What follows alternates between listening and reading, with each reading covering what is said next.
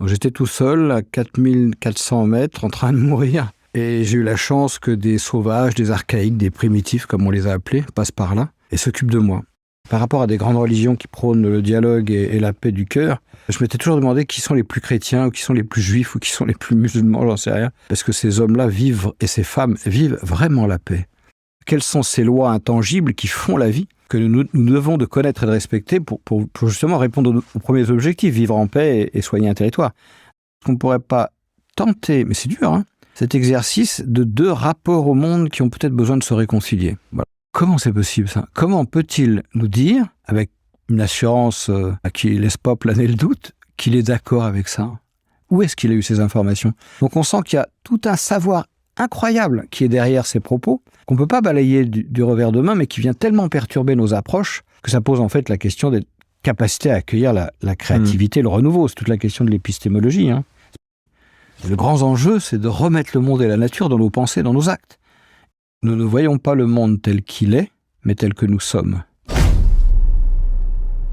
Bonjour Eric Julien. Bonjour Julien. On va parler ensemble de vision du monde, de la vôtre, et puis de celle des Kogi, donc qui est un peuple premier d'Amérique du Sud, qui se trouve aujourd'hui sur ce qu'on appelle la Colombie, dont le territoire se trouve en Colombie, et qui a préservé des traditions ancestrales plurimillénaires, et que vous connaissez bien, donc on va parler de ça. Est-ce que vous pouvez commencer par vous présenter brièvement et me raconter dans quelles circonstances, comment vous avez connu ce peuple, et aussi quels ont été peut-être vos premiers étonnements à l'époque? La question « qui suis-je » elle est vaste. Je pense qu'il y a des sages de par le monde qui passent leur vie à essayer d'y répondre, sans trouver de réponse, justement.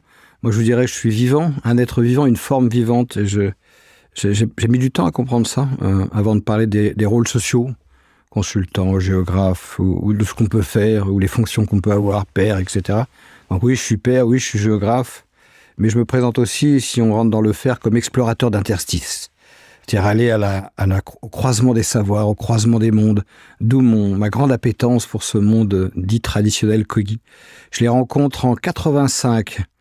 Alors moi, j'ai toujours été attiré par les moins que, les pas comme ça, les pas dans les normes, les handicapés, les petits, les grands, les noirs, les maigres. J'avais dans mon histoire aussi des difficultés à assumer certaines choses. Et donc, quand on m'a dit il y a des Indiens, c'est des marginaux, des gens qu'on a toujours détruits ou repoussés dans les limites d'autres territoires. Donc, ça m'a tout de suite attiré.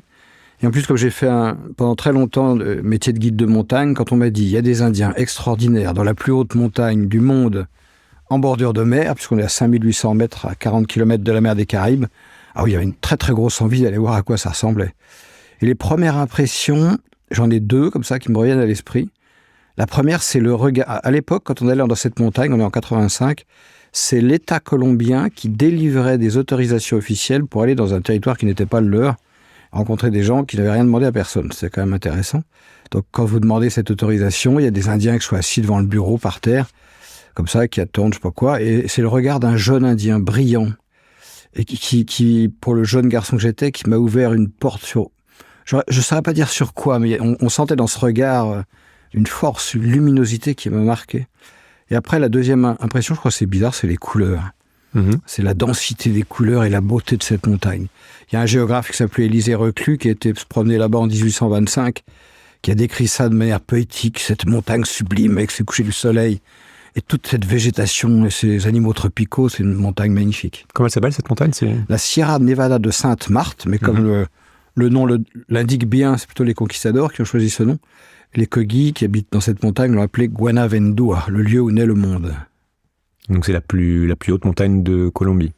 C'est la plus haute de Colombie, et quand on est à moins 10 dans la neige et les glaciers, on voit les Caraïbes à plus 30 avec les cocotiers en bas, c'est quand même pas mal. Donc alors comment est-ce que vous les avez rencontrés et quelles ont été les circonstances? Parce que je sais que je connais un peu l'histoire, mais voilà, il y a des circonstances atténuantes et les premières impressions, les premières choses marquantes qui vous ont étonné par rapport en découvrant un petit peu leur culture. Comment je les rencontre? On me propose, comme j'étais guide, d'emmener une petite expédition faire les sommets. Donc le camp de base était vers 4008 et moi j'ai eu ce qu'on appelle un œdème pulmonaire, de l'eau dans les poumons, plus d'oxygène dans le sang, il n'y a pas de douleur physique, mais c'est comme si vous vous noyez de l'intérieur, c'est assez surprenant.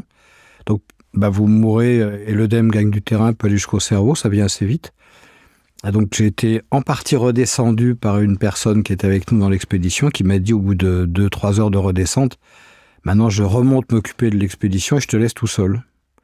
Donc j'étais tout seul à 4400 mètres en train de mourir. Et j'ai eu la chance que des sauvages, des archaïques, des primitifs, comme on les a appelés, passent par là et s'occupent de moi. Et je me rappelle, j'ai fait ce qu'on appelle en France des grandes écoles.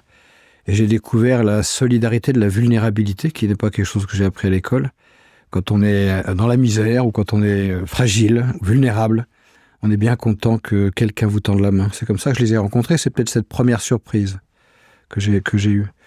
Et puis la deuxième surprise, c'est juste que ces sauvages archaïques qui ont subi la colonisation, les conquistadors, voilà, tout ce qu'on connaît de l'histoire, 500 ans de barbarie, ils ne se sont jamais arrêtés, hein, faut pas rêver, ça continue. Et malgré tout, qu'est-ce qu'on va dire, la fraternité, l'humilité de s'occuper d'un oiseau comme moi qui vient encore les faire yèche, pour rester poli, en voulant faire la montre, et qui encore de la générosité pour l'autre. Dans le contexte de violence qui est le nôtre actuellement, j'avais été frappé par ça. 5 siècles de destruction et toujours une capacité de dialogue et d'accueil de l'autre. Ça, par rapport à des grandes religions qui prônent le dialogue et la paix du cœur, je m'étais toujours demandé qui sont les plus chrétiens, ou qui sont les plus juifs, ou qui sont les plus musulmans, j'en sais rien. Parce que ces hommes-là vivent, et ces femmes vivent vraiment la paix. Et ça m'avait troublé comme jeune sortant de grandes écoles que j'étais, et puis un peu avec l'arrogance qu'elle est avec. Et ça a été quelque chose donc marquant dans votre vie. Après, vous êtes rentré en Europe, et puis finalement, vous êtes reparti là-bas pour mieux les comprendre, pour essayer de voir ce qu'ils pouvaient nous apprendre. Je pense que les choses marquantes, elles sont comme les graines. Vous les plantez, puis elles mettent du temps à sortir. Moi, je suis rentré en France et je suis devenu consultant. Puis dans consultant, il y a Sultan qui accompagne les grandes entreprises. Et puis, c'était tellement déjà à l'époque absurde et ça avait tellement peu de sens ce qu'on me demandait de faire qu'au bout d'un moment, j'ai démissionné de ce cabinet avec un très beau salaire, un très bon statut social. Et j'avais promis à ces Indiens, quand je leur ai demandé « Qu'est-ce que je peux faire pour vous remercier ?» Ils m'avaient dit « Aide-nous à racheter, retrouver nos terres ancestrales qu'on s'est fait spolier depuis l'arrivée des conquistadors. » Donc je leur avais promis de les aider. Je ne l'ai pas fait pendant 10 ans. Et au bout de 10 ans, j'ai démissionné de ce cabinet. Je suis retourné là-bas pour essayer de tenir ma promesse, marcher mes mots, ce qui est pas évident. On est dans une société moderne qui est très habile pour parler. On est des as du discours, du livre, de l'écrit, de la conférence. On est très très fort. Passer aux actes, se confronter au réel, à la matière, c'est une autre paire de manches. Et c'était un excellent apprentissage. J'ai eu la chance de le faire avec un garçon qui est devenu un frère de cœur, qui était un danseur du risque, qui s'appelait Rentil Cruz, et qui est malheureusement assassiné par les paramilitaires en 2005, mais qui m'a beaucoup enseigné sur l'art de rentrer dans la matière en dansant avec les enjeux et les risques dont elle est porteuse. Alors, je voudrais qu'on passe une bonne partie de cette conversation à essayer de comprendre leur culture, leur vision du monde. On va le faire en plusieurs étapes. Mais d'abord, peut-être on peut commencer par une question large pour rebondir sur cette idée aussi de rapport d'étonnement, ou en tout cas ce qui peut paraître étonnant. Mais comment vous définiriez les aspects les plus importants de leur culture, les plus structurants par rapport à ce qui va définir leur rapport au monde et aux autres? Est-ce qu'il y a des choses vraiment saillantes qui sont à la base de ça? En entrant par une anecdote, je crois que j'ai jamais vu un Kogi s'énerver. Je crois que le Kogi que j'ai vu le plus s'énerver, c'est « Ah ben non, je suis pas d'accord. Je pense qu'il était à l'énervomètre, il était au top. » Les deux choses qui m'ont frappé, mais il m'a fallu du temps pour l'entrevoir, c'est... On dit souvent qu'une entreprise ou une société peut avoir une raison d'être. Pourquoi elle est là? Et leur raison d'être, ce serait vivre en paix ensemble. Ils n'y arrivent pas toujours, hein. Mais voilà, imaginez qu'on mette dans nos écoles, dans nos grandes écoles ou petites écoles, peu importe, pas que ça, mais qu'on mette au centre, qu'est-ce que c'est que l'altérité? Vous savez, cette valeur qui est accrochée quelque part sur le fronton des écoles et des mairies, la fraternité. Si on la descendait dans les cours de récréation et dans les cours, dans les classes d'école, et qu'on apprenne aux jeunes que l'altérité peut être une force, mais vraiment, par l'expérience. Et eux, c'est une société complètement organisée autour de comment vivre en paix ensemble.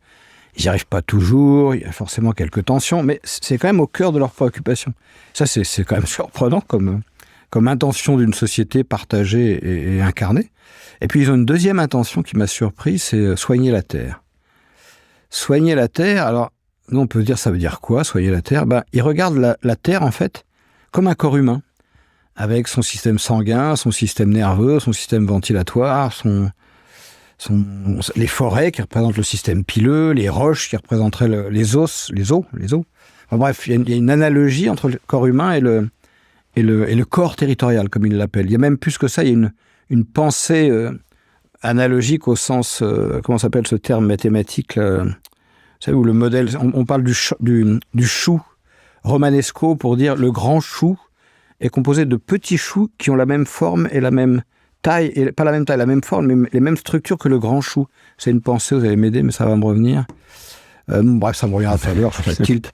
Donc c'est plus qu'analogique, c'est qu'ils pensent qu'un phénomène qui se passe à une échelle se passe à l'identique à une autre échelle. Voilà, le mot me reviendra, mais peu importe. Donc ils pensent que le corps humain fonctionne à l'identique du corps territorial. Donc, comme un corps humain, on peut rééquilibrer les minéraux pour avoir un corps en bonne santé, chercher le pouls, travailler sur la respiration, le rythme cardiaque. Et il y a pas très longtemps, ils sont venus en France pour un diagnostic croisé de territoire autour du Rhône, et on parlait des zones humides qu'il y a dans le delta du Rhône. Et les gens qui nous accueillaient disaient, bah oui, des moustiques, des zones pas très agréables, qui parfois sentent pas bon en période de sécheresse. Et je me rappelle toujours un des coquilles qui nous accompagnait, disait, bah oui, dans un corps humain, il y a aussi des zones pas très agréables, mais elles ont une fonction. Donc ce parallèle corps humain, corps territorial est très frappant et ouvre un rapport aux soins et à ce qu'on pourrait appeler la santé et la médecine, qui viendrait, pour reprendre un terme de mon fils, bouleversifier nos représentations, si tant est qu'on ait l'humilité de l'écouter. Donc c'est cette approche qu'on pourrait appeler aujourd'hui en sciences systémiques, c'est-à-dire de voir les liens entre les parties des choses et de ne pas tout découper les choses. Alors la première étape serait effectivement systémique, j'irais un peu plus loin, organique. Organique, oui. Voilà, moi je prends souvent des éléments dans la nature pour essayer de comprendre comment ils fonctionnent. Il y a une plante qui s'appelle la silène à caules, toute petite plante qui pousse à 3000 mètres d'altitude dans les Alpes, qui est une plante arctique. Donc silène, c'est une famille de plantes, et puis à caules, c'est sans queue ou très petite queue.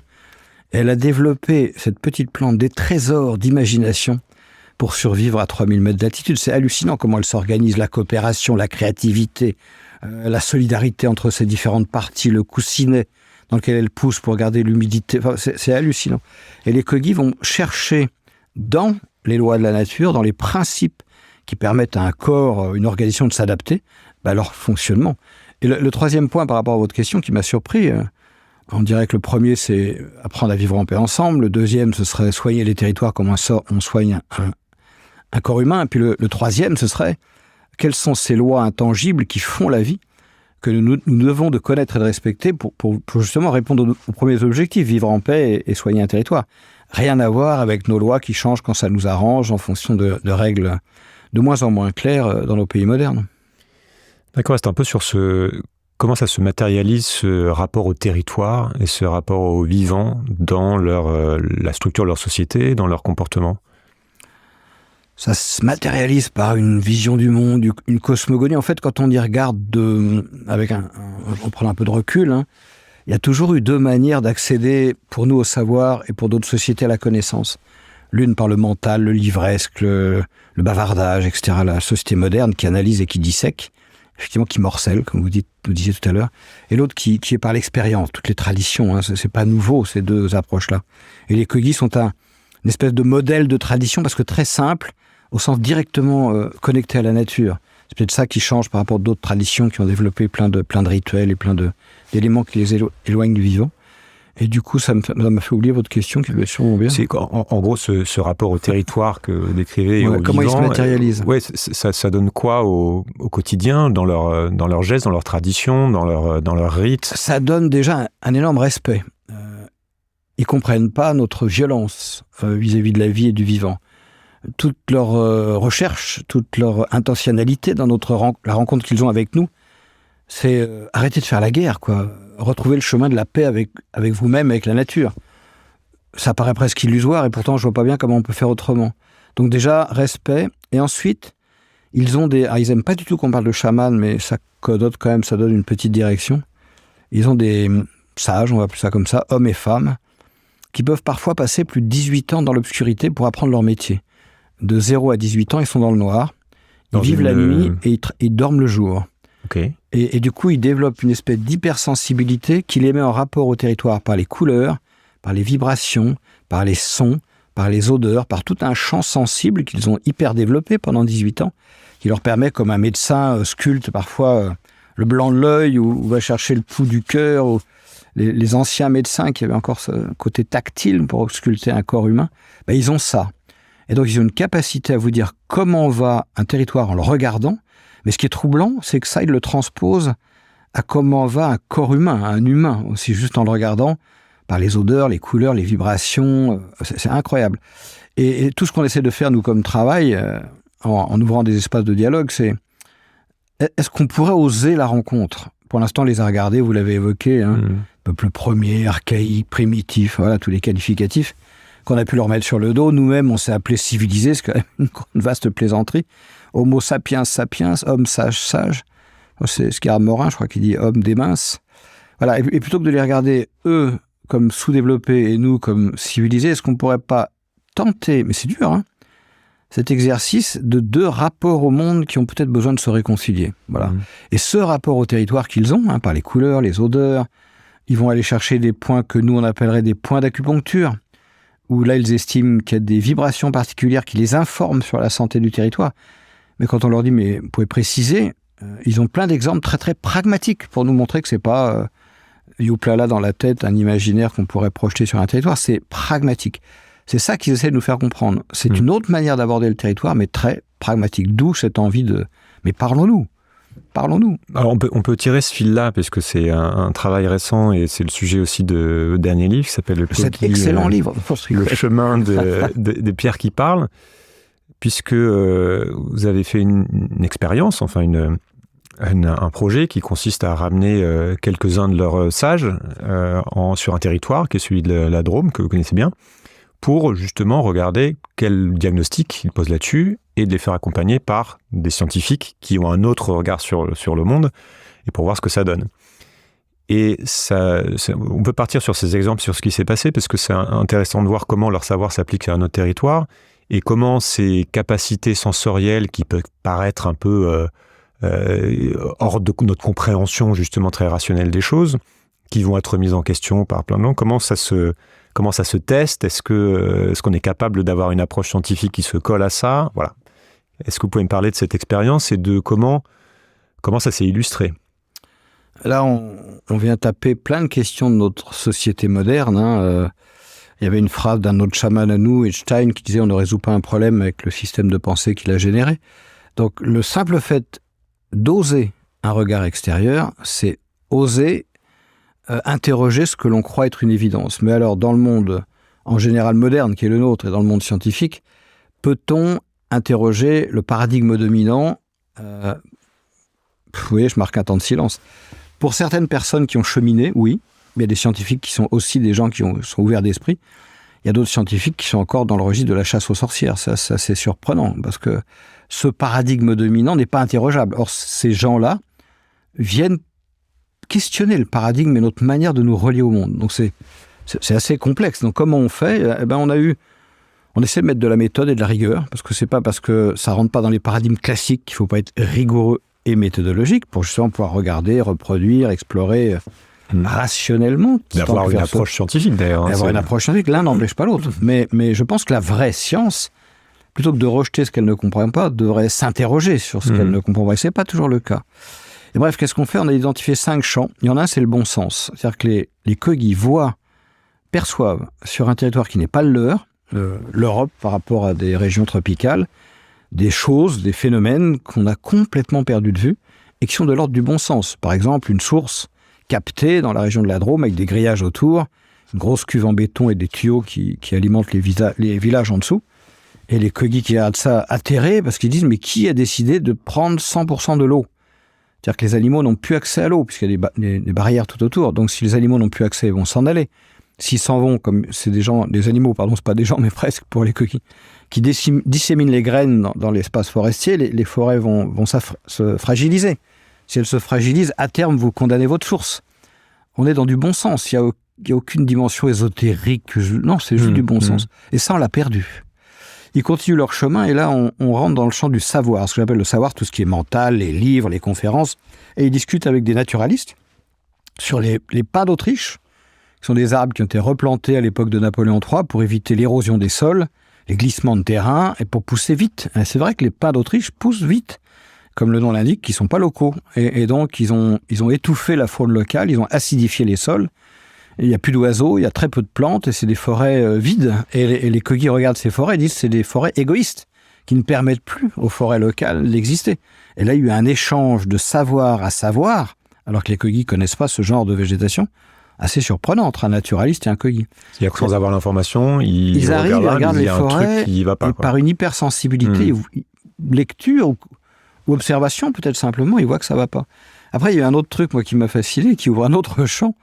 On a fait cet exercice au pied des falaises sud du Vercors, donc des grandes falaises, et un des Kogi demande à un géologue qui était là, naturaliste, comment se sont formées ces montagnes. Donc le voilà parti, c'est à peu près 200 millions d'années, le Vercors, pour faire court, il explique comment ces chaînes de montagnes se sont formées.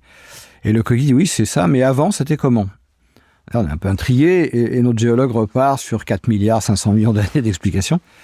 Et le Kogi relève la main et dit oui, c'est effectivement comme ça que ça s'est passé. Et là, il y a deux manières de réagir. On se dit, il a fumé la moquette, il dit ça comme ça pour meubler la conversation. Ou alors il dit ça sur quelque chose qui peut prouver. Comment c'est possible ça ? Comment peut-il nous dire, avec une assurance qui ne laisse pas planer le doute, qu'il est d'accord avec ça ? Où est-ce qu'il a eu ces informations ? Les informations partagées par ce naturaliste, elles datent, on parle des plaques tectoniques, les continents qui se déplacent les uns par rapport aux autres, qui forment les montagnes ou les fosses marines, elles datent de 1911. Voilà, c'est la découverte des plaques tectoniques validées dans les années 60. Comment se fait-il que cette société dans sa montagne sache ça ?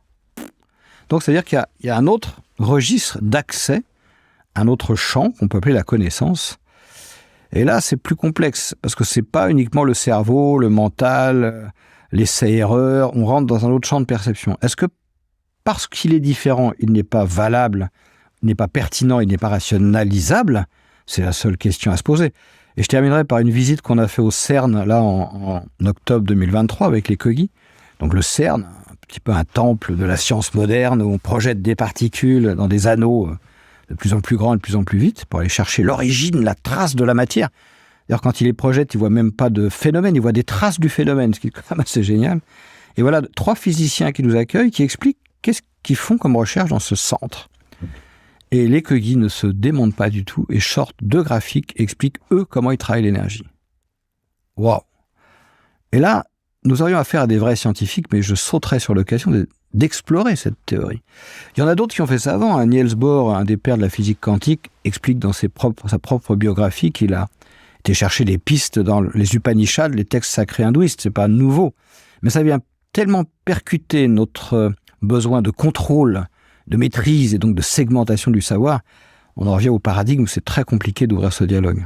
Et ces graphiques qui sont montrés et expliqués évoquent quoi à des gens qui connaissent le sujet ? Les graphiques qui sont montrés, expliqués, évoquent des points d'énergie, il faudrait se rapprocher de la médecine chinoise ou de l'acupuncture, sur lequel il y aurait des vibrations, des couleurs et accès à des informations.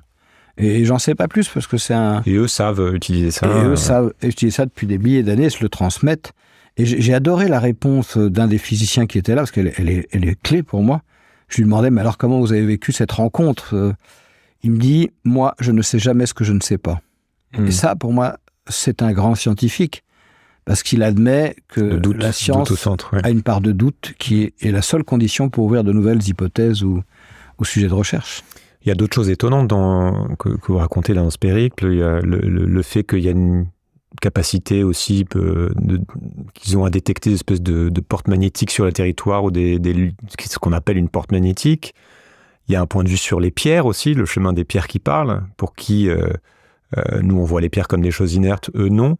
Voilà, quels sont les autres exemples un peu marquants de ce rapport justement à la matière et au territoire qui peut être bluffant ?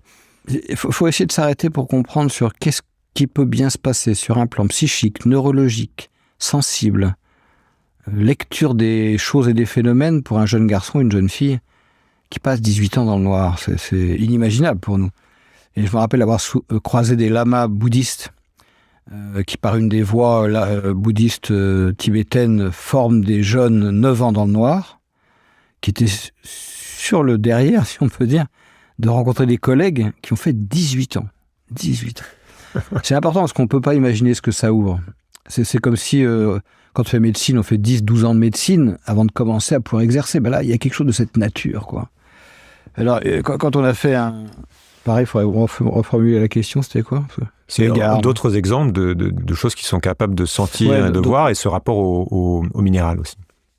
Donc, ça leur donne un rapport à ce que nous, on a appelé l'environnement, la matière, qui est pas du tout le même.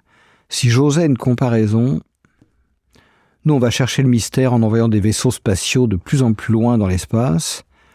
Eux, ils vont chercher le mystère en allant de plus en plus loin dans le mystère de la vie en soi, dans le corps humain. Il y avait cette phrase qu'on a tous entendue, « Connais-toi toi-même et tu connaîtras l'univers et les hommes ». Je pense qu'ils vivent ça à 100% au maximum de ce qu'ils peuvent faire. Et donc, ça donne des interrogations assez surprenantes. Un jour, on est au musée de l'homme. Musée de quoi? C'était au musée à Toulouse, un musée, bref, où il y avait des pierres exposées. Et le monsieur qui nous avait visité le musée, Muséum d'histoire naturelle, nous dit, voilà, ça c'est la salle des objets morts, c'est des pierres. Et je vois la tête complètement ahurie d'un Kogi, mais ils sont fous de dire ça, parce que la pierre est à l'origine de la vie. Et eux, ils les entendent, je ne sais pas si je peux dire siffler, c'est pas la pierre qui se met à faire l'air, c'est pas ça. En fait, il y a des réactions chimiques et des phénomènes qui se passent dont il semblerait avoir une capacité d'écoute. C'est dans un film qu'on avait tourné avec eux, il y a deux Kogis qui parlent entre eux, j'ai traduit ce qu'ils disaient, il y en a un qui dit « Tu entends ce que j'entends vers ces pierres-là » ? Oui, j'entends ça, donc ça veut dire ça. Donc ils ont cette sensibilité d'entendre les pierres. Et pour eux, les pierres sont à l'origine de la vie. Et là, dans ce deuxième diagnostic croisé qu'on a fait en septembre-octobre, on a rencontré des physiciens qui travaillent sur la radioactivité et qui ont présenté un petit morceau de minerai d'uranium. C'est assez troublant, c'est une belle pierre, hein, verte, bleue, noire, aux Kogi. Et là, les Kogi, on connaît ce genre de pierre, on travaille avec, mais nous... Alors, qu'est-ce qui s'est passé dans cette présentation? C'est important de le savoir. Les scientifiques avaient des tas de machines pour essayer de rendre visible et compréhensible la radioactivité, les phénomènes de radioactivité dans le minerai. Et les Kogi, et donc ils nous montraient ça sur des écrans de télévision. Et les Kogi disaient, nous, on fait la même chose que vous, mais en voyageant dans la pierre. Et on se sert de cette pierre pour telle et telle chose, et on ne peut pas s'en servir n'importe comment parce que, poum, poum, poum, et il y a des personnes qui sont formées spécialement pour manipuler et travailler avec ce genre de minerai.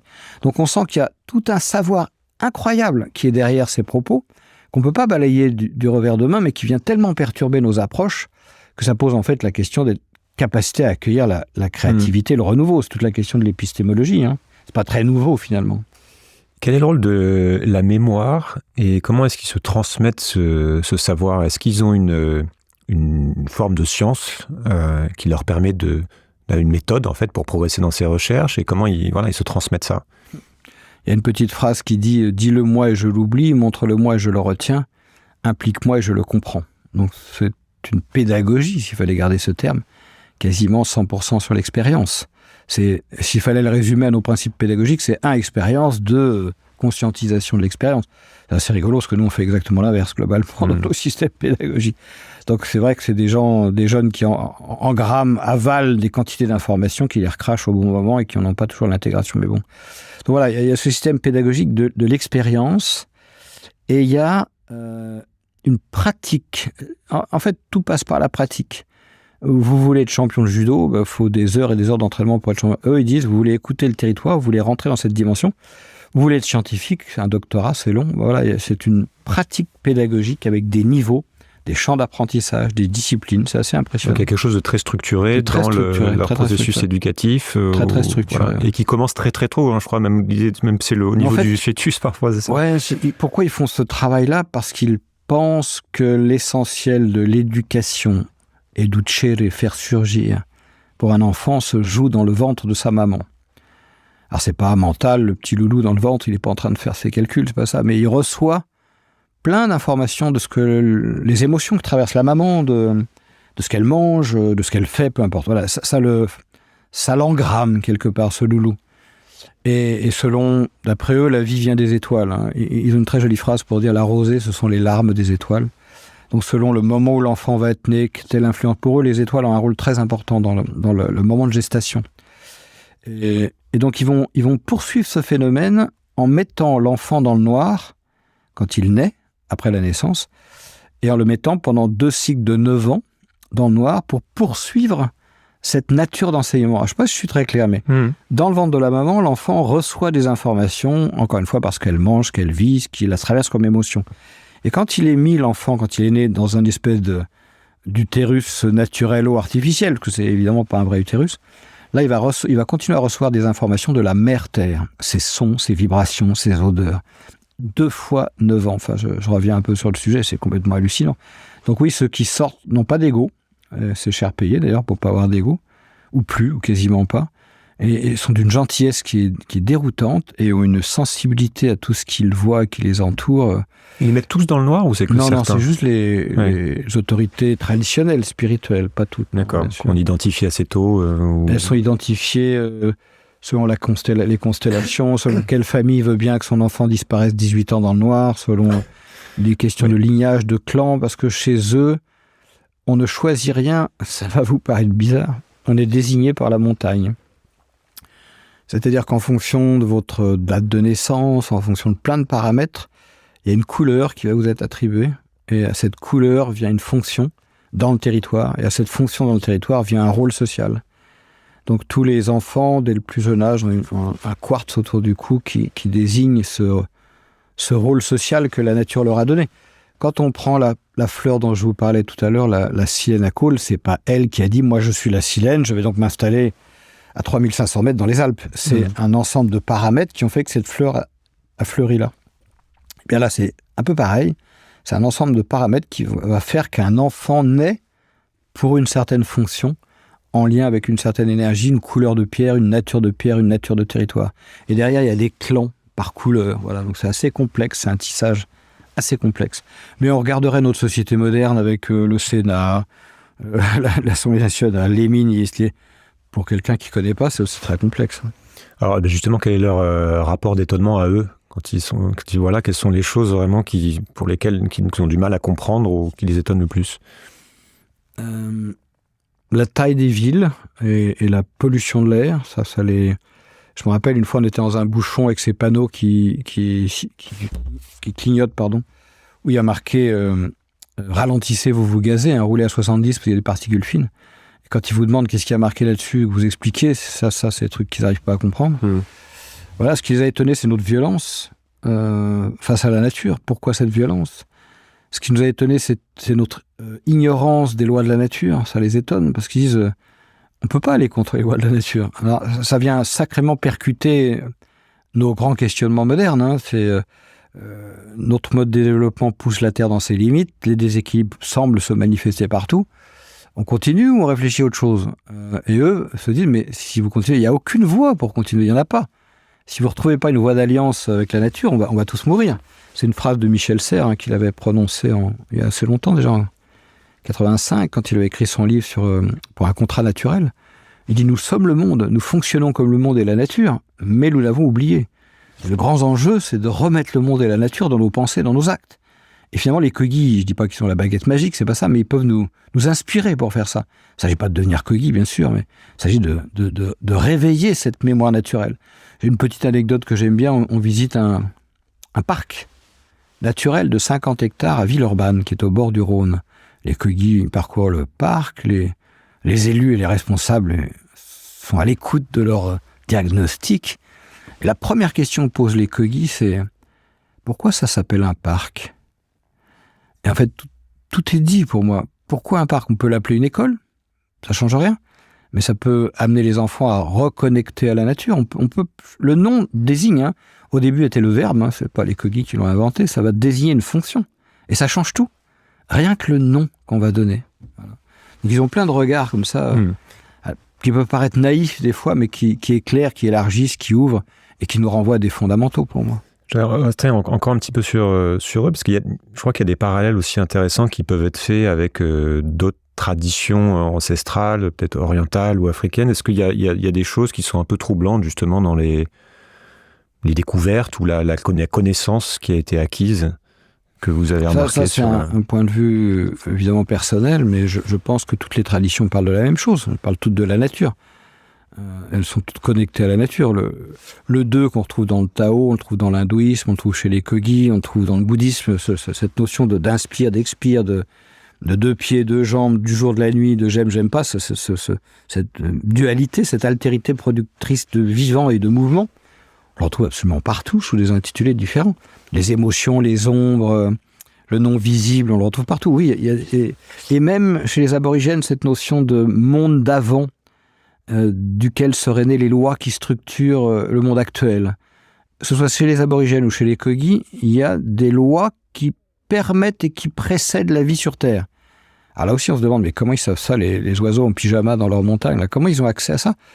Et en fait, ça ouvre un champ, pour moi, extraordinaire. Mon rêve, ce serait que, si on a vraiment un peu compris ce qui se passe, on invente des formations pour nos jeunes de demain qui réconcilient le meilleur de la modernité, parce qu'il y a des choses formidables, évidemment, et le meilleur de ces sociétés-là, pour former à cette réconciliation et pour former à ce regard élargi sur le vivant, pour essayer de faire face aux enjeux qui nous pendonnaient. Si on continue à segmenter, à séparer, à opposer, on va se prendre un atterrissage sans train d'atterrissage et sans piste. Ça va être redoutable. Ils ont aussi un point de vue particulier, enfin assez instruit et fort sur le rapport féminin-masculin aussi, sur ces deux notions-là. Ce serait j'ai presque envie de dire pire que ça. Ils ne comprennent pas pourquoi on tue et maltraite le féminin. C'est la terre, hein. C'est pas le terre jusqu'à présent, c'est la vie. Et le féminin, ils vont le chercher là où il est présent, c'est-à-dire dans le ventre d'une maman, et notamment dans cet organe exceptionnel qu'on appelle un placenta. C'est un organe qui a 9 mois de vie. Et le placenta, il a un rôle très précis pour permettre l'embryogenèse, c'est-à-dire la création. On retrouve le principe du 2, hein, une énergie masculine, le spermatozoïde qui est arrivé, qui a battu tous ses copains, ses millions de copains, là. Ils trouvent l'ovule assis dans un canapé, ils font business. Ok. Et pour ça se passe, il y a un organe, le placenta, qui filtre les éléments pathogènes. Alors ça peut être des produits chimiques, ça peut être des éléments qui vont perturber l'embryogenèse et qui laissent passer les éléments nutritifs. Si vous regardez, vous faites un peu un zoom arrière, la Terre fonctionne pareil. Il y a 9 couches autour de la Terre qui filtrent les météorites, certains rayonnements cosmiques, pour filtrer les éléments pathogènes par rapport à la vie sur Terre et laisser passer les éléments, le soleil, la chaleur, qui nourrissent la vie sur Terre. Donc ce principe que j'évoquais analogique, dont je ne retrouve plus le nom, ça va me revenir, les Kogis le portent dans leur corps social. Cet espace vide duquel tout peut surgir. Imaginez dans une entreprise, on est confronté à quelque chose de compliqué, les dirigeants n'ont pas la réponse, on réunit une trentaine de personnes et selon des méthodes d'intelligence collective, on fait sortir des réponses potentielles face aux problèmes rencontrés. Mais ça fait flipper les garçons, ça, qui sont souvent les managers et les dirigeants des boîtes, parce que qu'est-ce qu'ils vont dire ? La créativité, l'imaginaire dont est porteur le féminin, ça fait peur. Donc comme ça fait peur, on le verrouille, on n'en a pas envie, on en a peur. En fait, c'est une énorme trouille du féminin et de ce qu'il peut apporter dans la vie. Le féminin, par nature, permet l'émergence du renouveau. On a besoin de ça. Mais pour ça, il faut lâcher le contrôle. On a bien vu avec la Convention pour le climat, c'était une petite tentative de faire émerger des bouts de réponse intéressantes. Elle valait ce qu'elle valait, mais c'était intéressant de faire ça. Et pouf, on arrête parce que ça vient trop perturber. Imaginons qu'on demande une fois aux Français comment vous percevez la situation et comment vous pensez qu'il faudrait qu'on en sorte. Ce serait intéressant d'avoir Et ça, c'est un espace qui ferait sortir. Je parle de féminin parce qu'on ne sait pas ce qui va en sortir. Le féminin donne la vie. Le masculin, non.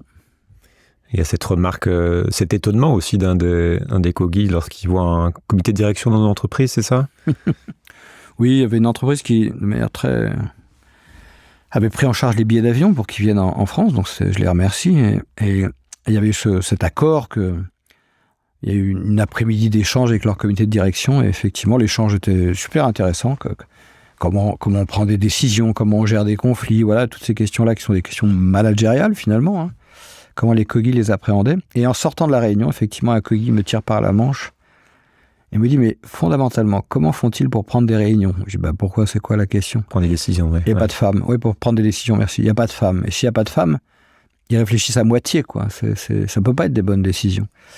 Et d'un côté, c'est un tel bon sens, et pourtant, on ne le fait pas beaucoup, quand même. Quel est leur rapport à l'idée de progrès, qui est centrale pour nous, c'est-à-dire nous, dans cette civilisation moderne, maintenant très occidentalisée, il y a une direction. Il y a une idée de progrès omniprésente, d'aller vers quelque chose. Est-ce qu'ils ont ça, transposable à leur culture? La notion de progrès, elle fait appel à la perception que nous avons du temps. Nous, on est effectivement dans un temps linéaire où il y a hier, aujourd'hui, demain, et demain sera mieux qu'hier dans notre vision des choses. Mais si on regarde bien, c'est une notion de progrès qui s'applique essentiellement à la matière.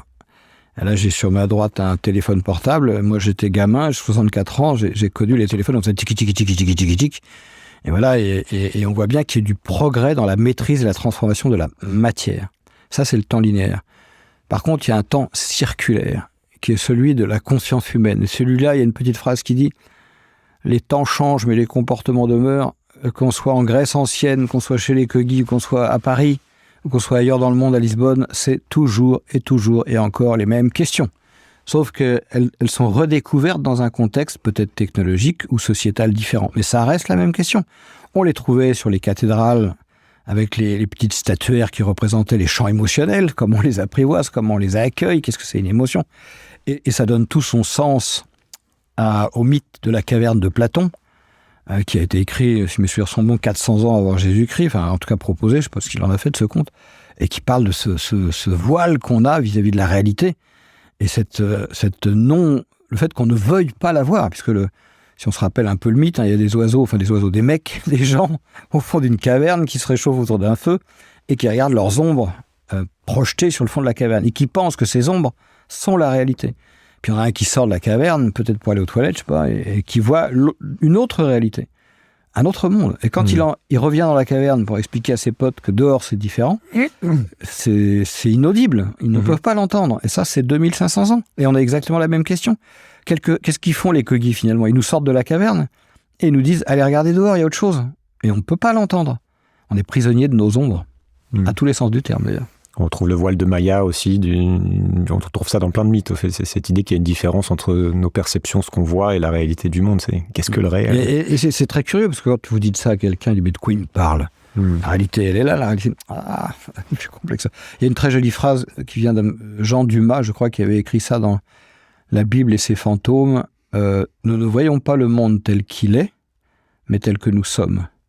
Donc si nous continuons à regarder le monde à travers nos lunettes d'hommes et de femmes modernes, on ne voit pas le monde tel qu'il est. Et les Kogi nous proposent de l'élargir. Je ne dis pas qu'ils ont raison, hein. Il dit enlevez vos lunettes et allez en prendre un peu d'autres pour regarder d'autres facettes de ce monde que nous habitons. Parce que c'est le même monde, hein. On est tous dedans et tous embarqués dans la même aventure. Alors comment est-ce que eux perçoivent ce mouvement actuel du monde, et avec leurs propres lunettes bien sûr, mais quel diagnostic ils posent par exemple sur la crise écologique, la crise climatique? Est-ce qu'ils en ont conscience? Est-ce qu'ils réfléchissent à ces sujets-là? Est-ce qu'ils l'analysent? Ils ont un regard qui est assez rigolo, je ne sais pas si c'est le bon terme, intéressant. Où mets-tu ton énergie? Tu peux la mettre pour plus de destruction, plus de progrès, plus de colère, plus de transformation de la matière. Et ça, pour eux, ça nourrit une énergie qui s'appelle Shikwakala, qui est l'énergie qui, au final, génère les cyclones, les déséquilibres, les écroulements, les éboulements de terrain, tout ce que vous voulez, tous les déséquilibres.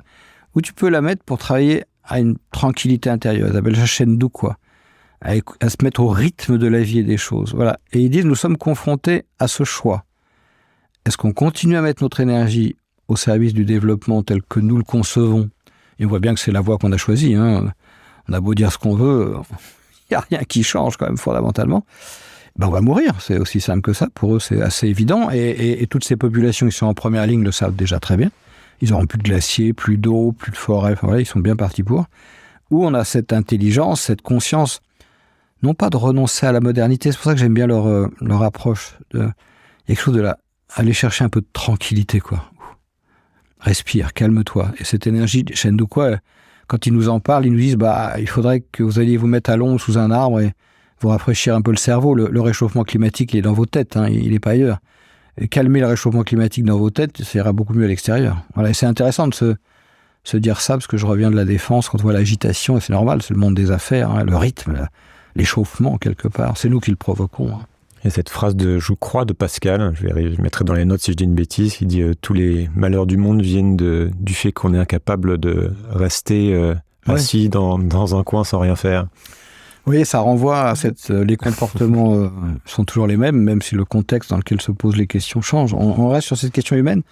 Et je ne connais pas, je ne dis pas que ça n'existe pas, parce que je suis loin de connaître tout ce qui se passe, d'écoles, d'enseignement, où on apprend ces deux registres. Je ne suis pas contre le téléphone. Moi, ma fille vit à l'étranger, je suis ravi de lui parler par une technologie comme ça, c'est super. Mais on est banco, ça se dit pas. On est bancal. Il nous manque toute l'autre jambe. Et en fait, ce que nous disent les Kogi, c'est réconciliation. Trouvons des formations, des voies. Ils adoreraient former des jeunes Kogi à notre modernité, comme ils adoreraient accueillir des jeunes élites de nos grandes écoles dans leur monde. Ça ferait des individus plus complets, plus ouverts, plus prêts à assumer ces enjeux. Je pense que c'est un enjeu clé de la modernité, ces nouvelles voies de formation. Donc, fondamentalement, pour eux, on est dans un véritable problème de rapport au monde, rapport au vivant, rapport au territoire. Et c'est ça qui fait que on le traite mal, et qu'on traite mal le monde.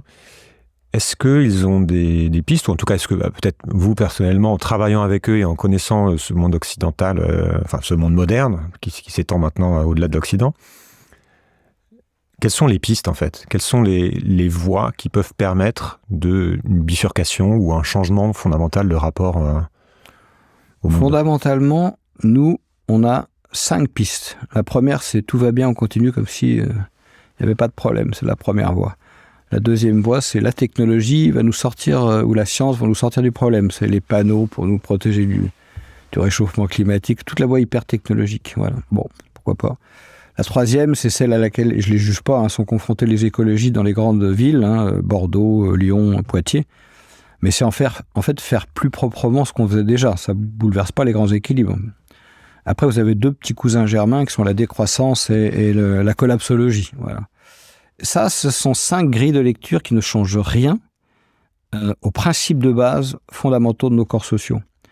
Les Kogi proposent un changement, ce qu'on appelle un changement de type 2, de modifier un peu quelques éléments du corps social. Un exemple, ils vont dire dans une ville, retrouver les traces, parce que malheureusement c'est tout ce qui reste, de la nature telle qu'elle était avant l'urbanisation et avant que vous développiez la ville. Parce que en retrouvant ces traces, on va retrouver les bases du vivant qu'on pourrait faire ressurgir dans la nature. Ça se fait un peu, trouver une source qui a été bétonnée, déviée, mais lui redonner son souffle, parce que pour eux, une source, c'est pas que de l'eau, c'est une respiration.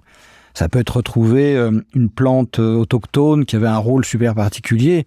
Ça peut être retrouvé par la toponymie, la trace d'un lieu qui avait du sens sur ce territoire. Et en trouvant la trace de ces arbres ou de ces lieux, faire revenir des oiseaux autochtones, essayer de retisser, de régénérer un petit peu, en retrouvant la mémoire de ces territoires, remettre du vivant au cœur du territoire. Ils disent souvent, j'aime bien, les Kogi disent souvent, vous avez commencé à dépérir lorsque vous êtes passé du carré et que vous avez oublié le rond. Parce que le rond, c'est le cycle du temps, c'est le cycle des saisons, c'est une manière d'apprendre le monde, c'est le temps circulaire, voilà. Et vous êtes concentré sur le carré, le temps linéaire, le temps analytique. Rebrasser les deux. Et ce que je trouve vraiment remarquable, c'est pas parce que je les aime bien, ils disent pas nous avons raison, vous avez tort, le mythe du bon sauvage et du vilain civilisé. Ils disent vraiment c'est ensemble qu'on trouvera le chemin. Et il s'agit pas que vous deveniez Kogi, c'est pas ça, on s'en fiche. Il s'agit qu'ensemble on réveille quelque chose. Et donc on a un projet de créer un laboratoire, ça s'appelle Chikwaka Lab, qui aurait pour intention de se dire ok, pratiquons. Alors, sur un territoire pilote, comment on peut retrouver ces lieux et engager une résilience territoriale? Est-ce qu'avec une école ou 2 écoles, on pourrait monter ces formations pour nos jeunes? Quand on voit ceux qui ont un peu, quand ils ont reçu leur diplôme, la Polytechnique, critiquer un peu l'école qui leur avait remis ce diplôme. Moi, ce que j'en entends, c'est une quête de sens. Et un pays ou une société qui n'est pas capable de donner du sens à ses enfants, c'est dommage. Donc, on pourrait réouvrir des formations qui ne rejettent pas notre histoire, encore une fois, mais qui la nourrissent, qui la font respirer, j'ai envie de dire, et qui se réouvrent à des principes de base que sont l'intelligence collective, le benchmark naturel, pour aller prendre des exemples dans la nature, la sensibilité du lien. On pourrait inventer des tas de choses. Notre monde a besoin de créativité aujourd'hui. Notre monde a besoin de respiration. C'est ce que proposent les Kogi. Respirer. Donc ça passe aussi beaucoup donc par le lieu, par le territoire physique. Une question qui vient, est-ce qu'il y a de manière intéressante, on découvre il y a des choses spéciales qui se passent sur les territoires que dans nos traditions, on va avoir estimé comme étant sacrés. Par exemple, je sais pas, un lieu où on aurait érigé une église ou un ancien temple, ou alors, je sais pas, Stonehenge ou des choses comme ça. Est-ce qu'ils parviennent à retrouver les perceptions? Et quand on a invité les Kogi à venir en France, d'abord en 2018 dans la Drôme, comme vous l'avez évoqué, puis là en 2023 sur des lieux remarquables du Rhône, de la Corse et de la région Île-de-France, on a choisi plusieurs thèmes, dont qu'est-ce que nous entendons par lieu sacré, qu'est-ce qu'ils entendent par lieu sacré, qu'est-ce qu'on entend par site à haute valeur naturelle, qu'est-ce qu'on entend par site scientifique, voilà, dont les sites sacrés, effectivement. Et là, la première découverte, alors on a pris une cathédrale, celle de Lausanne, que nous considérons, enfin en tout cas que les Suisses considèrent comme un lieu éminemment sacré, et puis on a pris, ça c'était notre choix, voilà, nous on vous propose d'aller regarder la cathédrale de Lausanne. Ensuite on a pris un site mégalithique en Corse, dont on ne sait pas trop dire ce que c'est. Dans d'autres sociétés, c'est sacré, mais ce n'est plus pour nous, et ça l'a peut-être été, mais pour qui, mais pour faire quoi? C'est un peu entre les deux. Et puis on leur a demandé à eux de dire, et pour vous, un site sacré, c'est quoi? On a fait les 3 hypothèses. Cathédrale de Lausanne, je baisse le ton pour pas que la pasteur qui nous a accueillis m'écoute. Ça a été, comment qualifier ça? C'était une remise, une réinitialisation, c'était surréaliste. Parce que ils nous ont expliqué en quoi ce type de lieu n'était plus sacré, et comment il faudrait faire pour éventuellement le resacraliser. Et donc on avait un grand spécialiste de cette cathédrale qui a été passé à la machine à laver, et il me l'a dit il n'y a pas très longtemps, là, ça a complètement remodelé sa conscience de ce lieu, cathédrale, au regard d'un territoire et de son rôle sacré. Ça a complètement bouleversé sa compréhension de cette cathédrale. Après, quand on est passé... Pourquoi? C'était dans quelle Parce que nous, on a tendance... Pourquoi? Je vous donne un exemple simple. 2 exemples simples. Il y a la cathédrale et les Kogi nous disent « Ah bah c'est un super lieu pour se retrouver et peut-être communier, partager. C'est beau votre truc. » Mais en fait, la cathédrale ne peut être sacrée que si elle est reliée au territoire dont elle serait la conscience. Et là, vous voyez bien que la pasteur, elle n'est pas du tout là-dedans, et que le monsieur qui nous a visité n'est pas du tout là-dedans. La cathédrale va vous relier à la montagne, à la forêt qui est là, à la source qui est là. Et ce qui était intéressant dans cette cathédrale, c'est que dans le vitrail, un des vitraux, qui sont sur la droite de la cathédrale, il y a quelque part des traces de ce que je suis en train de vous dire. Donc c'était assez fascinant. Et en dessous de la cathédrale, il y a une crypte avec des squelettes. Il y a un archéologue qui nous a fait visiter. Et les Kogi étaient pétrifiés de dire « Mais on ne peut pas se promener au milieu des morts comme ça. Parce qu'il y a une velléité d'en faire un lieu touristique. » C'est pas possible. Parce que là, vous avez l'histoire de la cathédrale, dans cette crypte. C'est là que vous pourriez retrouver les traces de pourquoi ce lieu est sacré. Donc ne le faites pas, ne le mettez pas en tourisme, quoi. Donc ça, c'était assez troublant. Et quand on était en Corse, les Kogi sont devenus très joyeux, parce que là, ils ont retrouvé des traces du territoire avant l'urbanisation. Et c'était fascinant de voir des archéologues, des anthropologues, des géologues, je crois. Je sais pas, il y avait une vingtaine de personnes, accompagnés des Kogi, arriver sur un site mégalithique au-dessus de Sartène, et des gens, une archéologue avec laquelle on a travaillé, qui travaille depuis 30 ans sur c'est quoi ce site, à quoi ça sert, avec des hypothèses, un lieu de culte, un lieu de je sais pas quoi, mais ils savent pas. En fait, ils savent pas. Et là, vous avez une culture contemporaine en partie de ces sites qui tout d'un coup nous explique. Alors là, il y a quand même un moment de stupéfaction. C'est une cartographie. Ça sert comme ça. Ce lieu-là, il sert à ça. Celui-ci, il sert à là. Ça fonctionne comme ça. Et ça faisait sens. Ça avait du sens. Et ça avait complètement du sens. Notamment sur une explication, ils disent forcément par là, il doit y avoir un autre site pareil, non? Oui, il y en a un autre pareil. Ah oui, mais c'est normal parce qu'il permet de... Waouh! Alors ça a été une archéologue qui était là, a dit c'est comme si le passé avait surgi dans notre présent en nous donnant à déchiffrer. Et puis le 3e lieu que eux ont choisi comme site sacré, c'est ce que nous on appelle une source thermale. Et ils ont horreur du mot sacré, et le mot sacré n'existe pas dans leur langue. Mais ils m'ont dit, c'est le seul mot qu'on a trouvé chez vous qui semble résonner à quelque chose de différent. Parce que vous prenez soin de cet endroit, en gros. Et c'est un endroit dont on prend soin, qui a une fonction et un rôle essentiel sur le territoire. Et dans une source, le volume des bulles, les odeurs parfois, la forme dont elle sort, enfin plein de paramètres très concrets, lorsqu'ils regardent la source, les renseignent sur l'état des lieux du territoire. Et là, on n'était pas très loin de Clermont-Ferrand. Ils regardent la source qui est totalement abîmée dans le territoire. Il y a des produits chimiques, des tracteurs, des machins. Et ils se tournent vers un naturaliste qui était là. Il lui demande comment vont les volcans dans la région, parce que comment ça va les volcans ici, Auvergne, hein.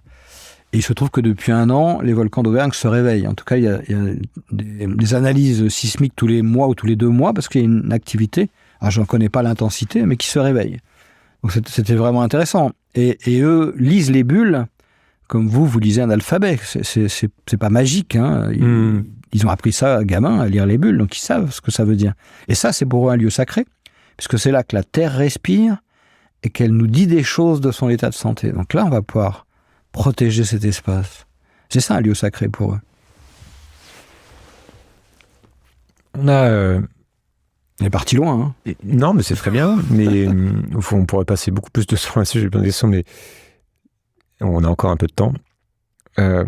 On est sur une trajectoire actuelle qui accélère encore plus vers, on ne sait pas vraiment où, mais on voit un petit peu vers où ça va, vers toujours plus de virtuel.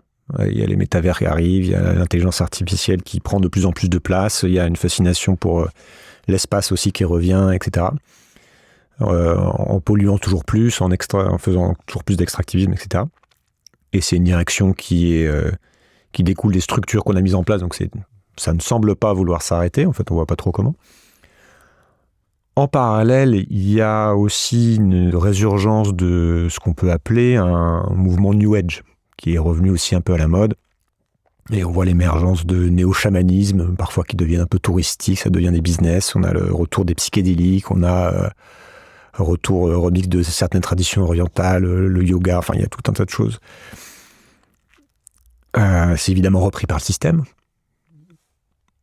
Mais voilà, ça crée aussi beaucoup de confusion, j'ai le sentiment, dans la tête de beaucoup de gens par rapport à ce qui est magique, ce qui ne l'est pas, ça remet en question des formes de science, etc. Est-ce que vous avez un point de vue par rapport justement à cette résurgence du New Age ? Moi, j'ai tendance à dire que nous sommes dans la société du train électrique. Quand j'étais petit et que mon papa m'amenait un wagon de plus pour mon train électrique, ou le moyen d'arrêter avec les piles et d'avoir un petit transformateur pour que ça aille plus vite, j'avais les yeux qui pétillaient. Et je pense qu'on n'a pas changé. Tous ces joujoux technologiques dans lesquels on s'agenouille, c'est des prolongements de nos trains électriques. Nous avons dans nos laboratoires de recherche des grands enfants qui s'amusent et qui font joujou avec leurs gros trains électriques. Élevés à la culture cyberpunk, souvent, d'ailleurs. C'est une immaturité assez déroutante. Et si on va du côté des... Alors ça ne peut pas fonctionner, ça va forcément arriver au bout de la piste, ça va être assez désastreux. Et en plus on est dans un pays qui a complètement oublié liberté, égalité, fraternité, qui a un mal fou à le vivre au quotidien, j'entends. Je ne dis pas que nos institutions ne font pas des choses, mais... Donc les valeurs, la relation, voilà. Si on revient du côté de nos amis Kogi, c'est dur d'être Kogi. J'en parle en souriant, je les aime bien. C'est très dur. Vous devez travailler la terre, vous devez être dans le corps, vous devez être dans l'expérience dure, dans la privation. C'est hyper dur. Il ne faut pas oublier que c'est des sociétés qui survivent au quotidien. Et ces sociétés, pourquoi elles ont travaillé la paix ? C'est pas parce qu'elles sont nées avec l'intelligence qu'il fallait faire la paix. C'est parce que quand on est des sociétés en survie, et c'est leur cas, la guerre est trop chère, dans certains cas. Donc il faut absolument tenir la violence à distance. C'est ça l'enjeu, hein. C'était un livre de Pierre Classe, un anthropologue qui est mort un peu tôt, qui s'appelait « La société contre l'État ». Comment créer des structures de gouvernance qui vont tenter de tenir la violence et la barbarie à distance. C'est ça que font les Kogi. Et ça passe par le corps. Ça passe par une exigence terrible. Ça n'a strictement rien à voir avec le néo-chamanisme. J'ai presque envie de dire, par respect pour les chamans, je me sens même pas de prononcer ces mots, quoi. Ça ne veut pas dire qu'il n'y a pas des humains, hommes ou femmes, qui ont des sensibilités. Oui, on n'est pas fait pareil. Il y a des grands, il y a des petits, il y a des blonds, des bruns, et il y a des hypersensibles et des pas du tout. Et il y a des belles histoires, dont certains qu'on connaît, de personnes qui ont développé cette sensibilité, qui sont rentrées en résonance avec des cultures et qui ont travaillé ces sensibilités. Est-ce qu'on peut dire qu'on est chaman ? D'abord, c'est pas notre culture. Et ce que j'apprécie beaucoup chez les Kogi, c'est qu'ils disent simplement, on vient réinsuffler ou réveiller ou remettre un peu en mouvement des choses que vous avez eues chez vous dans vos cultures, que vous avez perdues. Voilà, il y a des gens insourciés, un rebouteux. Il y a des tas de gens qui ont ces talents, ces sensibilités qu'on considère souvent en marge de notre société, qu'on met en marge, qu'on va parfois voir en cachette, parce que finalement, ils obtiennent parfois des résultats assez intéressants. Ça commence à bouger dans les hôpitaux. On se rend compte qu'un coup de feu, quelqu'un qui coupe le feu, ça marche. Coupeur de feu. Coupeur de feu, voilà, on voit que ça commence à bouger. Mais ça fait peur, je pense. Ça fait vraiment très peur. Ouais. Oui, donc c'est pas un mouvement, a priori, que vous voyez comme étant fondamentalement positif et qui va avoir une influence sur ce retour du New Age. C'est, voilà. Il y a Moi, pas ce qui quelque chose pourrait... de profond. D'abord, dans le vrai monde chamanique, on ne décide pas qu'on est chaman, c'est généralement les autres qui vous le disent, éventuellement, qui vous disent, tiens, t'as atteint ou t'as tel talent, telle compétence, telle sensibilité, c'est jamais soi qui nous désignons chaman, n'existe pas. Alors chez nous, c'est quand même pas mal d'autodésignation, donc ça élimine. Moi, j'ai 64 ans aujourd'hui. Il y a 4 ans, s'il fallait prendre un niveau de connaissance de la culture Kogi, j'ai été gradué, je sais pas comment dire, j'ai eu le diplôme maternel Kogi. Dans leur langue. Ils m'ont changé mon nom, parce qu'en fait, le nom change quand on a... Voilà, c'est pour dire que... Intégrer la petite section. Voilà, petite section élémentaire, je commence à bouger les lettres.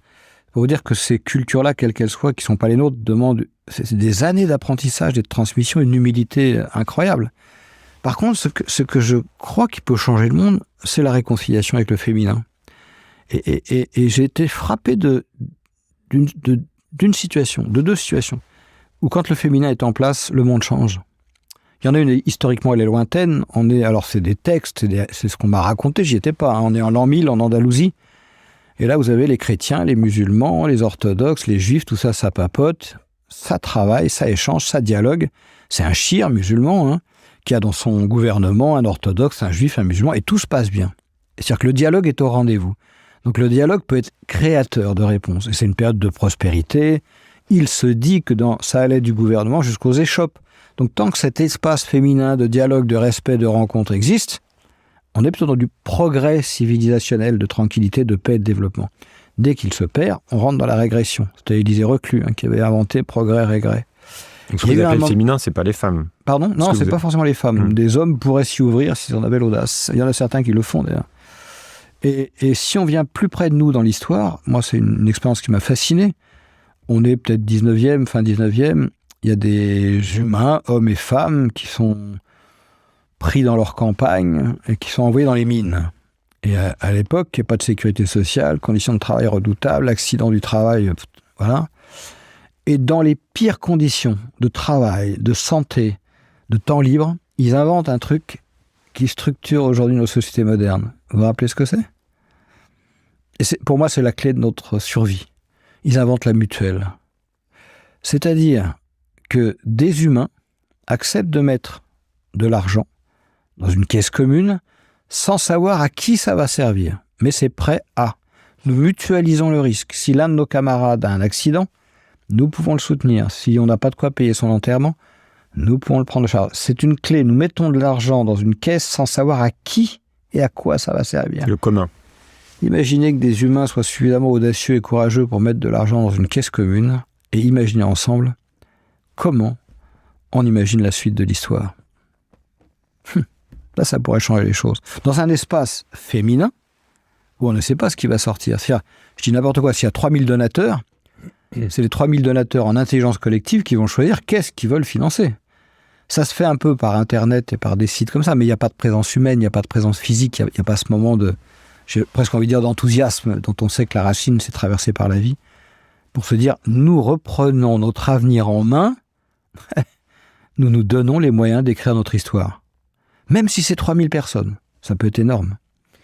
Comment est-ce que eux gèrent peut-être parfois les espèces d'ambitions personnelles qui peuvent émerger ? Est-ce que c'est totalement effacé parce que, en fait, de manière systémique, avec leur processus éducatif, ils ont pas ce souci-là ? Mais c'est quelque chose qu'on retrouve, qui est un défi pour toute structure humaine telle qu'on les connaît dans notre civilisation. Même quand on essaie de faire des choses en commun, il finit par y avoir des égos qui émergent, des gens qui tirent la couverture à eux. Non, je vois pas du tout à quoi vous faites allusion. Donc le pouvoir corrompt, etc. Et parfois on a mis en place soit culturellement, soit de manière organisationnelle, des processus qui limitent ça. Est-ce qu'ils ont ça chez eux? Est-ce que ça passe uniquement en éducation? Est-ce qu'il y a des rites de passage qui font que on passe d'un état à un autre et que donc on accède à un certain type de pouvoir? Et voilà. Et est-ce qu'ils ont un point de vue sur ça, pareil, quand ils nous observent? Première chose, déjà, il n'y a pas de pouvoir centralisé. On parlait de ce livre, La société contre l'État, de Pierre Clastres. Comment faire en sorte que le corps social garde le contrôle des organes dirigeants? Ce serait intéressant comme réflexion aujourd'hui. Donc il y a une telle conscience du risque de prise de pouvoir que le pouvoir est dilué. Ça, c'est vrai pour beaucoup de sociétés dites autochtones ou traditionnelles, etc. Après, oui, il y a des niveaux, ils en ont 9, de conscience. Et à un moment, les noms changent et les responsabilités changent. Et pareil, si je reviens au début de la question... C'était sur comment est-ce qu'ils évitent justement qu'il y ait des prises de pouvoir par certains individus et que des égos c'est quelque chose qui est intégré déstabilisent l'ensemble. Tout petit, ils ont des systèmes qui sont éducatifs, qui sont... Moi, je les trouve intéressants. Par exemple, ils ont un système on va appeler ça de nettoyage. Alors, 2 choses. Ils ont un pouvoir d'accompagnement non discutable. C'est-à-dire, c'est comme si on disait aujourd'hui...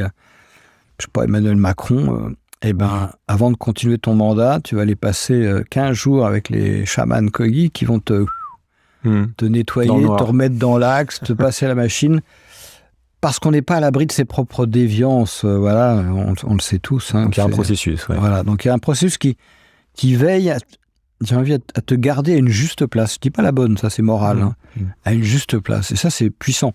Mais pour ça, il faut la reconnaissance, et ça paraît très bizarre ce que je vais dire. Il faut accepter de se soumettre à la règle. Dans toutes les traditions, vous aurez un propos qui dit « la règle précède la forme ». C'est une manière de dire, pour faire un gâteau, il y a des ingrédients et une recette. Si tu ne suis pas la recette, des ingrédients, tu n'arriveras à rien. Donc la règle, la recette, garantit le gâteau. C'est vrai pour les sociétés humaines. Ce n'est pas moi qui peux dire que je suis à la bonne place. C'est l'autre qui me renseigne sur ce que je ne sais pas de moi, qui va me dire « là, c'est un peu tout ce qu'on appelle les élections sans candidat. C'est un peu tout ce qui s'est passé avec Jacques Delors, où tout le monde avait envie qu'il soit président parce qu'il émanait quelque chose du personnage, à tort ou à raison. Je ne parle pas de ses choix politiques, mais il y avait quelque chose. Et d'ailleurs, il a eu la sagesse de ne pas le prendre. Donc c'était peut-être un bon candidat. Voilà. Donc c'est intéressant, une société qui désigne les fonctions vraiment, parce qu'on pourrait dire que chez nous c'est démocratique, mais bon, on sait que ce n'est pas tout à fait le cas. Et qui désigne quelqu'un qui, à un moment donné, est prêt à. Donc, il y a tout un ensemble, c'est pas des épreuves, mais de tests, d'apprentissage, avant d'arriver dans ce genre de fonction. C'est des gens qui sont hyper centrés, hyper calmes, ceux qui pilotent un peu ces processus, et qui ont une capacité à aller voir le truc que personne n'a vu, qui est assez phénoménal, qui est la question que personne n'a vue, une manière de poser les questions, une manière d'aborder le débat. Je ne sais pas si les auditeurs ou les gens qui écoutent ont comme référence Blueberry, mais donc un western de BD. Et à un moment, Blueberry, le héros, le lieutenant, doit voir Cochise ou je ne sais pas qui. Et Cochise, donc l'Indien, le fait attendre pendant des heures et des heures avant de prendre la parole. Il y a un peu de ça chez les Kogi. On arrive chez eux, on passe 2 jours sans rien dire. Donc l'état intérieur se calme. Une fois, on avait été avec France 3 tourner un documentaire. Et donc, quand on tourne un documentaire, chaque jour qui passe, il y a le prix de la caméra, il y a le prix du cadreur. Voilà, ça coûte de l'impatience. Ouais. Donc là, on arrive dans le village, et le village est vide. Et le réalisateur me dit, ils sont où tes Kogi? Je suis là, ça tourne, quoi. Je dis, ils sont pas là. Va les chercher. Je dis, on sait rien où ils sont. Il s'est passé 3 jours avant qu'ils arrivent. Et le réalisateur était désespéré. Il n'empêche qu'au bout de 3 jours, on était calme. Et là, ils sont arrivés. Et je pense pas qu'on aurait fait le même documentaire, ça allait tourner comme ça dans l'agitation, ou si on était un peu plus tranquille. En fait, ils nous aident à être tranquilles. Ils ont une espèce de méthode où ils vont vous mettre pendant, on va dire 1 heure, sur un caillou assis, et vous devez parler sans vous arrêter. Puis ils comprennent pas votre langue, donc ils s'en fichent de ce que vous dites, mais vous devez parler de vous sans vous arrêter. Pendant 1 heure, ça. Puis au bout d'1 heure, ils estiment que ça fait partir des énergies et des toxines. Vous mettez dans la rivière glacée. Glacée, hein. On est à 4000 mètres. 9 fois de suite. Vous êtes lessivé, vous êtes nettoyé, il n'y a plus d'égo au bout de la journée. Je dis pas que c'est la solution, je dis pas ça. J'illustre juste une pratique qui vous nettoie. Pour eux, la spiritualité, c'est qu'est-ce que tu bois comme eau et comment tu la bois, puisque nous sommes composés à 80% d'eau. Qu'est-ce que tu manges et comment tu le manges.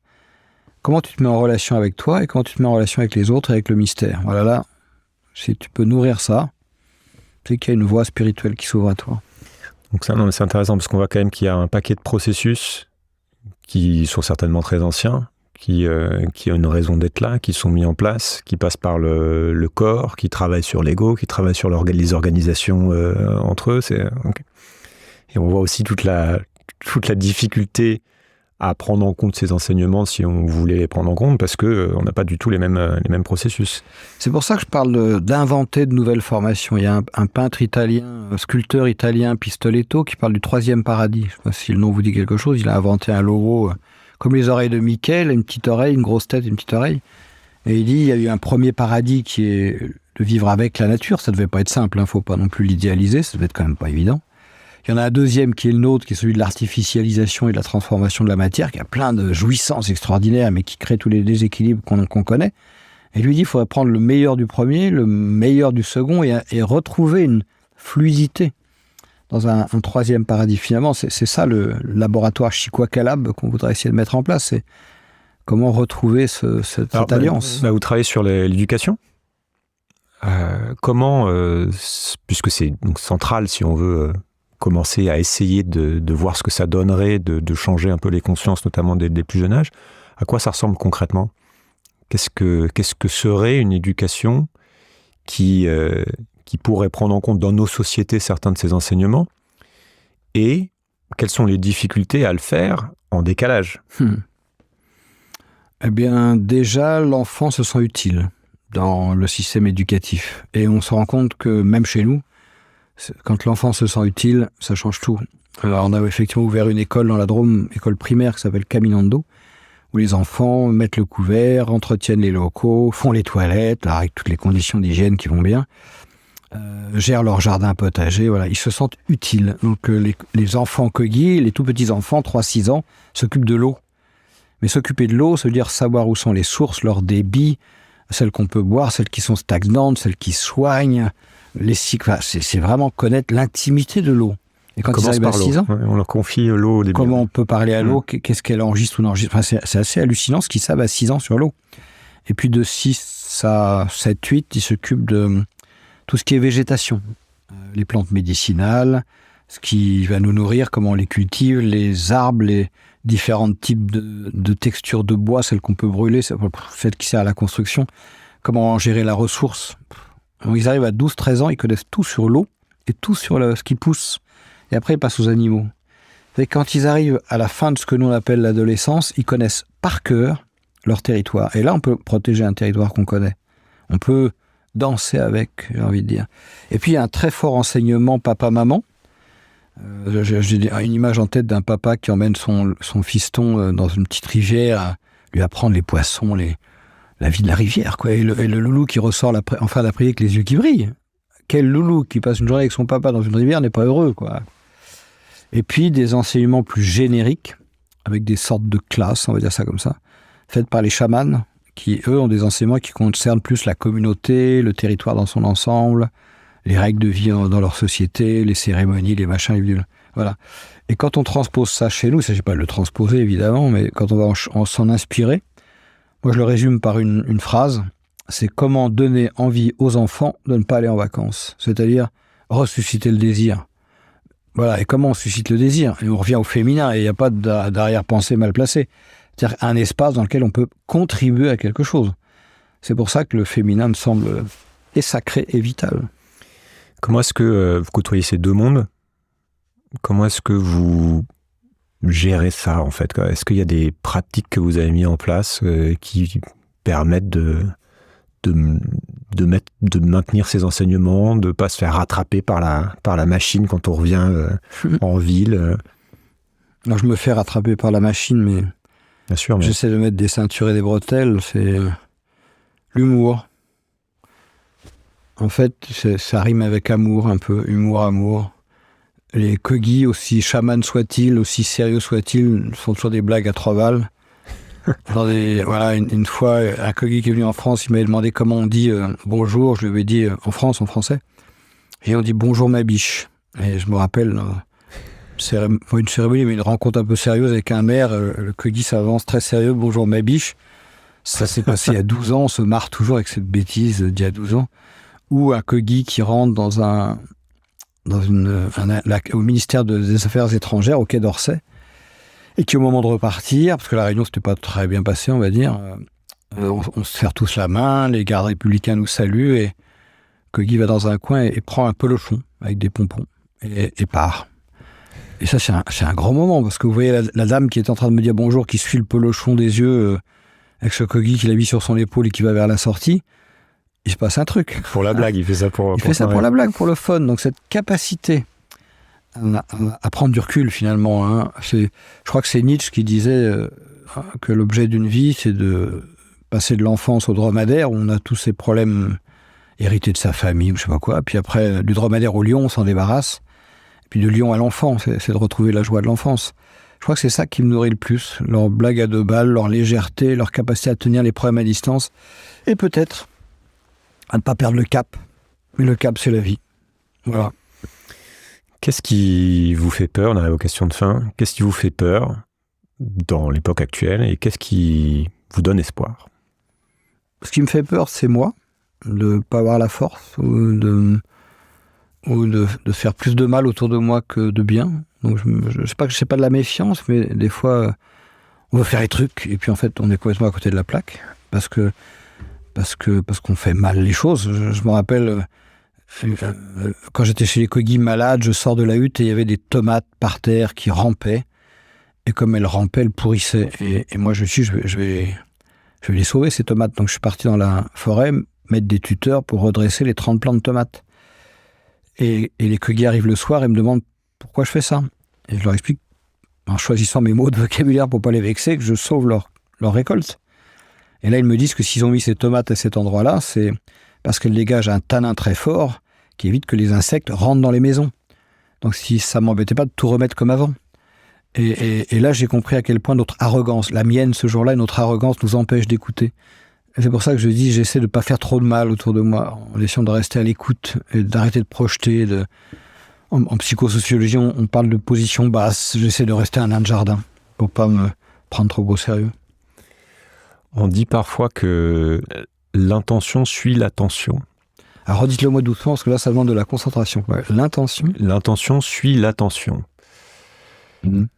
À quoi est-ce qu'il faudrait faire davantage attention ? Moi, je mettrais comme ça